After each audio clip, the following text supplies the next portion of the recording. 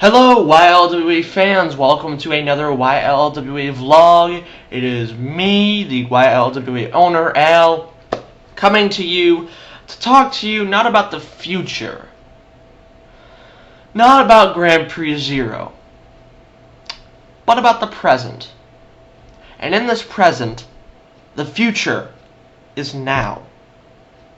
Because with that wrestler initiative, I have brought in a crop of great talent in YLWA.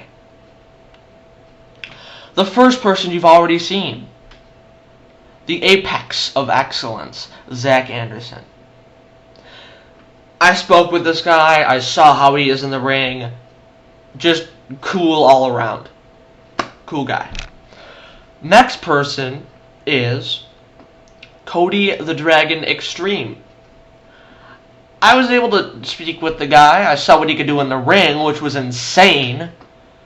He said that this is his first pro call place that he's ever been.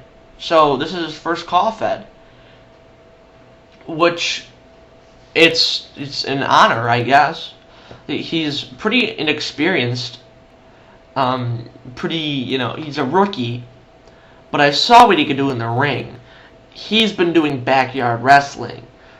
He's not the guy who's like doing all the crazy bumps and stuff. He's not doing that. He's like jumping off of roofs and stuff like that. Crazy stuff. So I saw what he could do in the ring.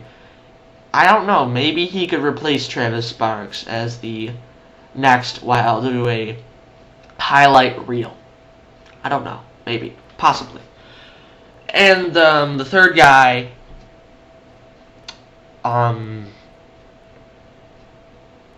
just from the name, seemed like I might not want to talk to him. His name is the Downward Spiral Seth Downs. And just hearing that, it made me a little squeamish. I've heard he's been kicked out of multiple call feds because he wasn't disrespectful to authority, and he wasn't disrespectful to his fellow wrestlers. He was too violent. He was injuring too many people. He was bloodying them and hurting them in ways they never thought they could imagine. So I guess he's going to be calling YLWA his new home. Right? Moving on.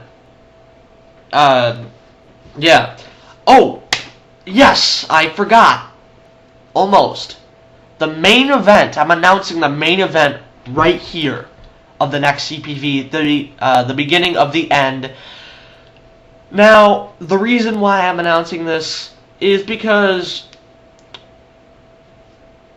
I was thinking, just by watching the main event of the last CPV, who was the shining star in that matchup?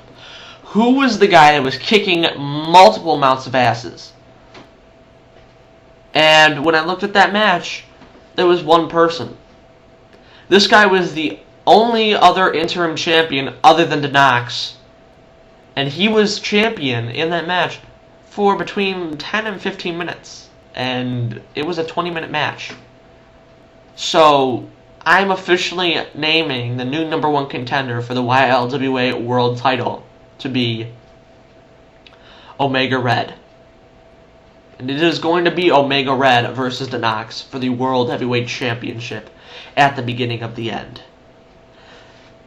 And on top of that, I also have a match for you, Johnny, for you. And I also have a match for you, Cool Nerd, and this match is one and the same. Cool Nerd versus Johnny Thunder. But this isn't just going to be a regular match, no. See, I have created something very special. I already was saying that I was going to be doing something special for YLWA, and this is just a part of it. I'm creating something for the wrestler that is stuck, who has passed through the cracks of the YLWA system. Maybe he lost a #1 contendership match. Maybe he just got lost in the shuffle. What I'm going to be doing is I'm going to be making a new title in YLWA. This new title is the International Championship.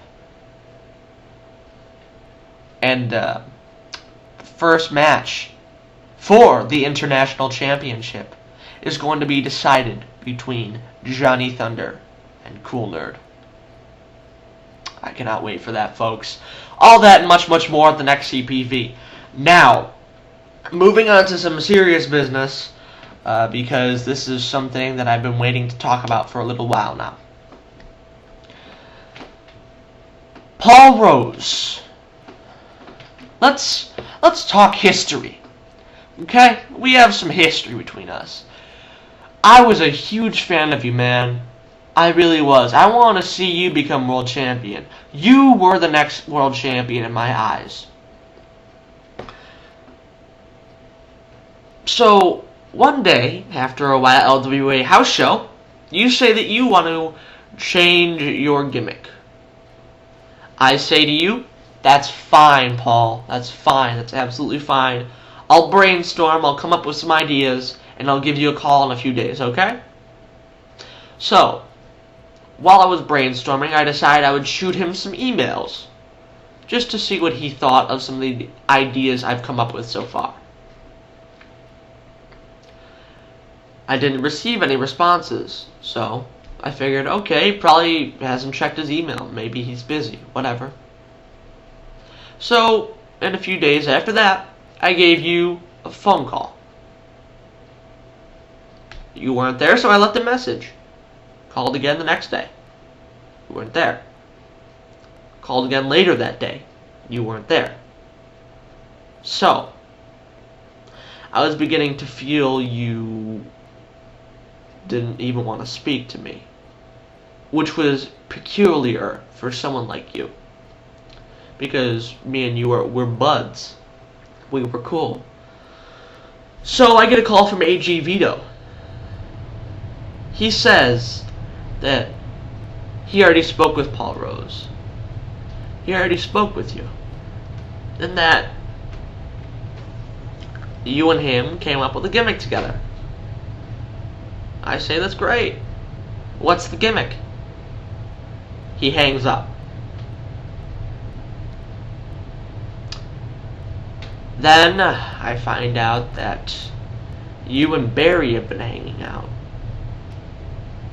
Of course, we see what happens where your character suddenly just starts to disintegrate, where you, for some reason, start taking jabs at me backstage.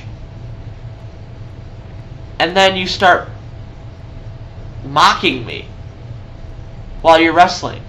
You start to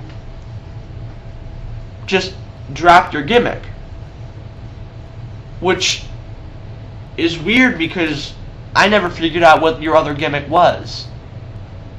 I never figured out what you were going to be. So, you started to piss me off. And that's why I was saying what I was in the commentary booth. But then, suddenly, I book you in a match against Omega Red. Not only does Barry Von Schmidt attack Omega Red backstage before his match, you beat Omega Red. I figured, okay, if Omega Red isn't going to beat him, then that's fine.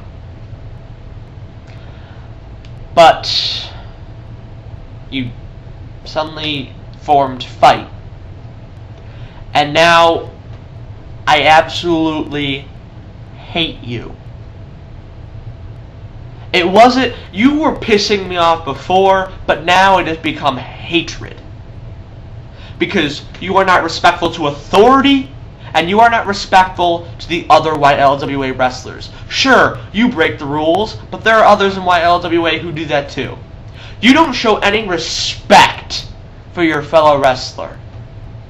And neither does Fight. So I guess you can take your more lifelike blow-up dolls because they do whatever you want,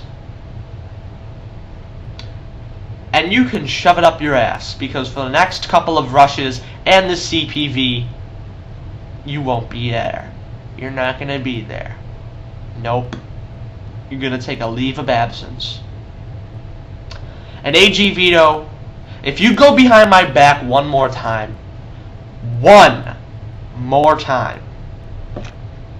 we are going to be having ourselves a problem. And you don't want to have a problem with me.